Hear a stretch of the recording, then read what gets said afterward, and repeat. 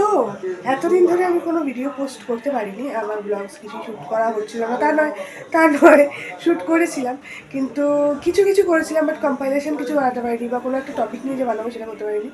গত বছর যখন ঠাকুমার শ্রাদ্ধের ব্লগটা দিয়েছিলাম, শ্রাদ্ধ ব্লগার হওয়ার জন্য নয় প্লিজ, সেটা দেখানোর জন্য যে কোথায় কাজটা হচ্ছে, ঠাকুমার মনপসন্দ জায়গা, যেখানে ঠাকুমার যেরকম জায়গা ভালোবাসতো যা ভালো। তো এবারও না একটা ওরকমই মন্দিরেই হয়েছিল কাজ, বাৎসরিক কাজ, তো সেখানেরও আমি তুলেছিলাম ফুটেজ।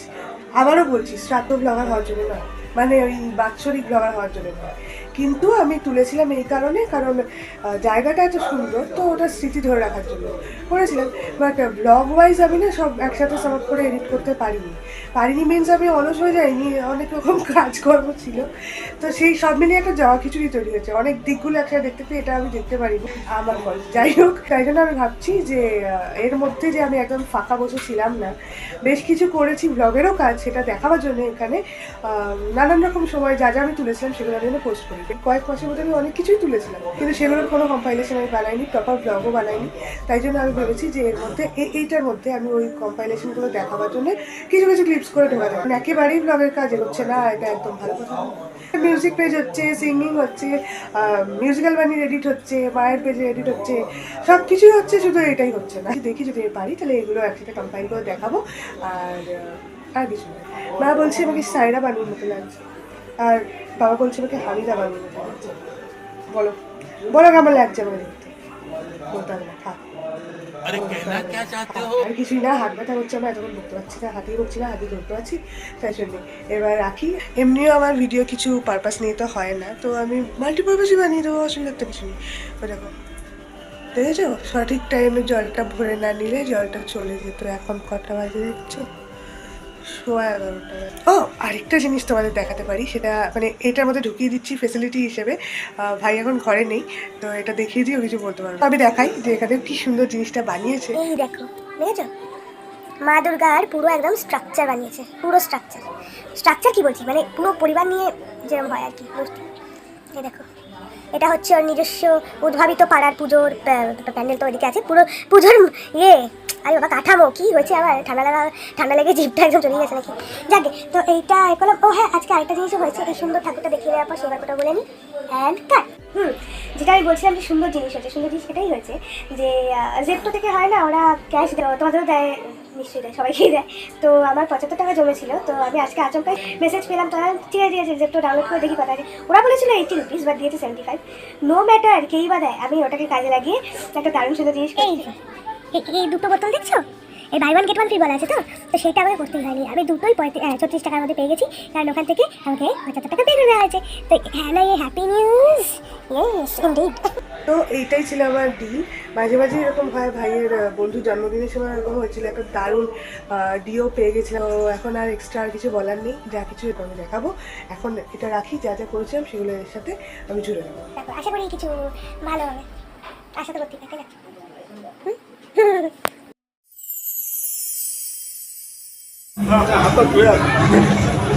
তো বেসিক্যালি আমার একটা ভাইয়ের বইটার উপনয়নের রিসেপশন আছে, তো এখানে আমরা এসেছি অনেকক্ষণই, বাট ভিডিও কিছু করতে পারিনি। ভাইটার সাথে ভিডিও করলাম, আমার ভাই তো ওখানে দাঁড়িয়ে আছে, কোনো ঘুমে চোখে লাগে না, যাকে ওকে যদি বলি ভিডিও করতে হবে আমার বইতে না, আমাকে শুধু লাগতে হবে, সবার বই আছে। তো কী হয়েছে, অনেক তো সবাইকে ভালো লাগছে, যাকে গিয়ে দেখি মা বাবা কী করছে, আমাকে বুঝে। আমরা না বছর দেড়েক আগে, আমি দুটো আইসক্রিম খেয়ে নিয়েছি, বছর দেড়েক আগে বা বছর দুয়েক আগে আমরা এখানে এসেছি আমার রাজাটার ছেলের বইতে, আর এখনো ওয়েটিং। এরকম অন্যের বাড়ির ভিডিও তোলা উচিত না, আমি তাও একটুখানি তুলছি, কারণ এই জায়গাটা দেখতে খুব ভালো লাগছে। এই বাড়িটা কেন জানি না আমার খুব ভালো লাগে, সামনেটা উঠোন, তার পাশে আবার একটুখানি বাড়ির মতো জায়গা। সর্বনাশ করছে বেশি। আলো জ্বালিয়েছিল ওরা, সেটা নিভিয়ে দিয়েছে, এবার আমি ওটা নিভিয়ে দেবো, কারণ আলোটা সত্যি ভালো লাগছিল দেখতে, এমনি না হতো না। আজকে বাৎসরিক আমার ঠাকুমার, তো এটা আমরা এখন খিদিরপুরে আছি, খিদিরপুরে যে জগন্নাথ মন্দির, তো সেইখানটা নামার যে এপাশ দিয়ে যেরকম উঠলাম, এপাশ দিয়ে এবার নামো, বাট সামনে হচ্ছে মন্দির, আমরা 3 স্টেপ চড়ে তারপর সামনে মন্দির আছে। তো এইটা হ্যাঁ যান, এইটা দারুণ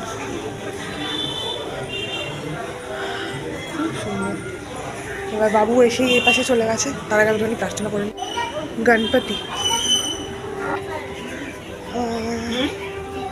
মা সরস্বতী, ইয়েস। আচ্ছা, এখানে বিমলা মন্দির, এভাবে তো আমি দেখিনি কখনো। এই হচ্ছে সূর্যদেবের মন্দির। তো আমাকে অলরেডি টিকা লাগিয়ে দিয়েছে, কাজ হচ্ছে এবার। তো ভাই দেখি বাবু লাগিয়েছে। আচ্ছা, এই হচ্ছে মা বাট মঙ্গলা কালী না এরকম কি বলবো, এরকম বসে মুখটা রিকা আমাকে বাইরে দেখালো। হ্যাঁ, এই যে এর উপরেই তো আমরা উঠেছিলাম খানিক্ষণ আগে, আবারও যাবো, একটু নিচে দেখতে হবে জল টল আছে পড়লে। আর দেখি বকবাস করছিস, আরে ছবি তুলে নে না, আরে সেলফিতে হয় না ভাই, দেখি দে না। আমি এত দেখতে পাচ্ছি না, কথা না বলে একটা ছবি তুলতে হবে না, যা এত তেলা বলা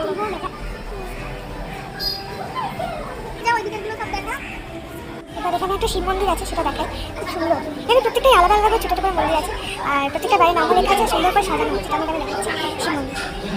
মানে রেকর্ড করে শিখালাম, সেটা ট্রেনে গেল এরকম ঘুরছি বলতার মতো, কারণ কি ভাই সামনে চলে আসছে, পাগলের মতো একটা ফেস করছে, যাই না কাকে বেড়াচ্ছে, আমাকে বেড়াচ্ছিস তুই, আমি জানি ধাক্কা মারিস না, মায়ের ফোনটা বেড়ে যাবে।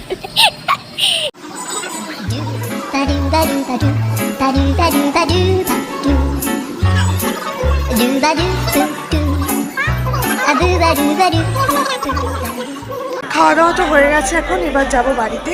আর এখন আপাতত আর কিছু এখানে করার নেই, তো বাকি ফ্যামিলি ওখানে দাঁড়িয়ে আছে, আর আমরা খেয়ে দিয়ে এখন আমরা বাড়ি এলাম।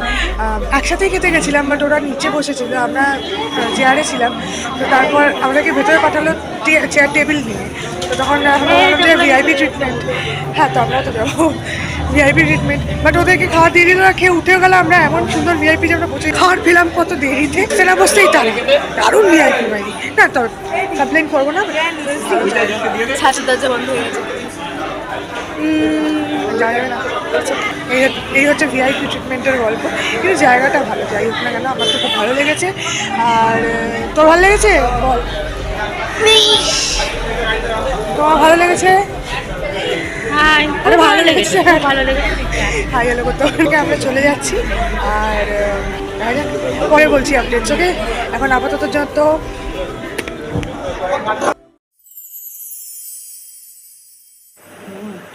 ঘর থেকেই দেখছিলাম যে এই তুলসী মঞ্চটা কী সুন্দর লাগছে দেখতে। মানে এখন তুলসী মা নেই এখানে, তো যাই হোক এখানটা ঢাকা দেওয়া থাকে, এখানে পাম্পের মেশিনের কলটা মানে মেশিনটা অ্যাকচুয়ালি এভাবে ঢাকা দেওয়া থাকে, এখানটা ঢাকা দেওয়া থাকে। তো এখন বিকেলবেলা এই রোদটা এমন জায়গায় পড়েছে, এমন রিফ্লেক্ট করছে, কী সুন্দর লাগছে। সেটা একটা পুরোনো বাড়ি থাকে একটা, আমার যাচ্ছে বেশ রাজকীয় দেখতে, জানি না পুরোনো বাড়ির সাথে রাজকীয় কী মিল হলো, বাট এখানে মিল হচ্ছে, ভালো লাগছে দেখতে, বেশ ওই জন্য তুলে দিলাম।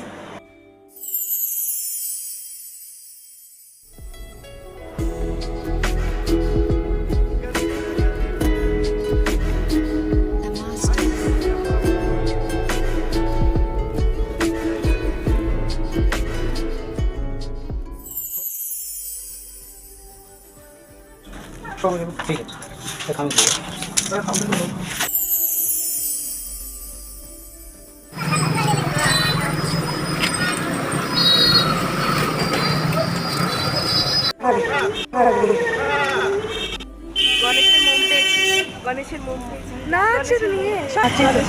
যাকে এরপর আমরা বাড়ি যাবো, ভালো লেগেছে তো? যাবি না? এবার কোনো দিকে যাবো না, কোনো কথা নয়।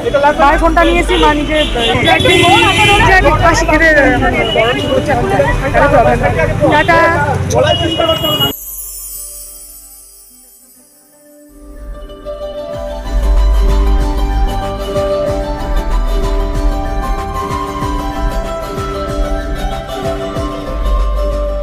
এই ছিল ক্লিপ যেগুলো ছিল, সাথে আমি শুধু জুড়ে দিয়েছি, মানে এই কমাসে যা যা করেছিলাম। আর শরীরটা বিশেষ ভালো নেই, ভালো লাগছে না।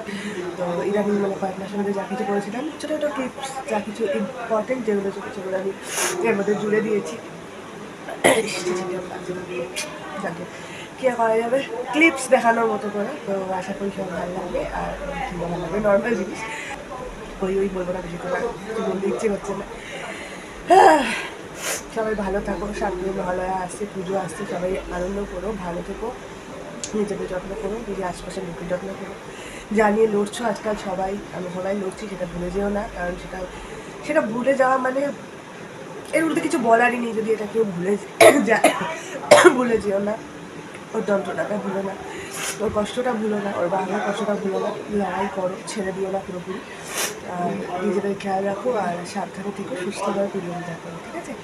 আর কিছু বলতে পারছি না, আমার অবস্থা খারাপ হয়ে যেতে, সুস্থ থাকতেও সেটা নিজে সুস্থ নেই। যাই হোক, সাবধানে থেকো সবাই, আর এনজয় করো, আর প্রোটেস্টটা ভুলে যেও না, এনজয়ও করো, প্রোটেস্টও করো।